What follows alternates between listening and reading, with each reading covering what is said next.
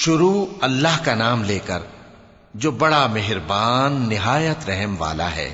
ان فرشتوں کی قسم جو ڈوب کر کافروں کی جان کھینچ لیتے ہیں، اور ان کی جو مومنوں کی جان آسانی سے نکالتے ہیں، اور ان کی جو تیرتے ہوئے جاتے ہیں پھر لپک کر آگے بڑھتے ہیں، پھر دنیا کے کاموں کا انتظام کرتے ہیں کہ وہ دن آ کر رہے گا جس دن وہ زلزلہ آئے گا، پھر اس کے پیچھے اور زلزلہ آئے گا۔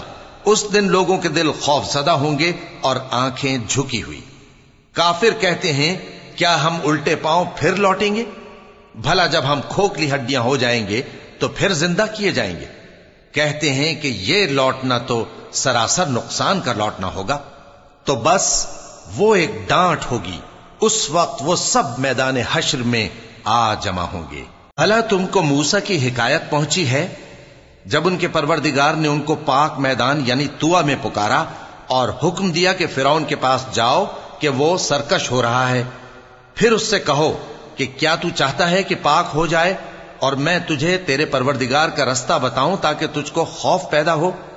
غرض انہوں نے اس کو بہت بڑی نشانی دکھائی مگر اس نے جھٹلایا اور نہ مانا، پھر لوٹ گیا اور تدبیریں کرنے لگا۔ سو اس نے لوگوں کو اکٹھا کیا، پھر بلند آواز سے بولا، سو کہنے لگا کہ تمہارا سب سے بڑا مالک میں ہوں۔ تو اللہ نے اس کو دنیا اور آخرت دونوں کے عذاب میں پکڑ لیا۔ جو شخص اللہ سے ڈر رکھتا ہے اس کے لیے اس قصے میں عبرت ہے۔ بھلا تمہارا بنانا مشکل ہے یا آسمان کا؟ اللہ نے اس کو بنایا، اس کی چھت کو اونچا کیا، پھر اسے برابر کر دیا، اور اسی نے رات تاریک بنائی اور دن کو دھوپ نکالی، اور اس کے بعد زمین کو پھیلا دیا۔ اسی نے زمین میں سے اس کا پانی نکالا اور چارہ اگایا اور اس پر پہاڑوں کا بوجھ رکھ دیا۔ یہ سب کچھ تمہارے اور تمہارے مویشیوں کے فائدے کے لیے کیا۔ پھر جب وہ بہت بڑی آفت آئے گی اس دن انسان جو محنت وہ کرتا رہا یاد کرے گا، اور دوزخ دیکھنے والے کے سامنے لا کر رکھ دی جائے گی۔ اب جس نے سرکشی کی اور دنیا کی زندگی کو مقدم رکھا تو اس کا ٹھکانہ دوزخ ہی ہے۔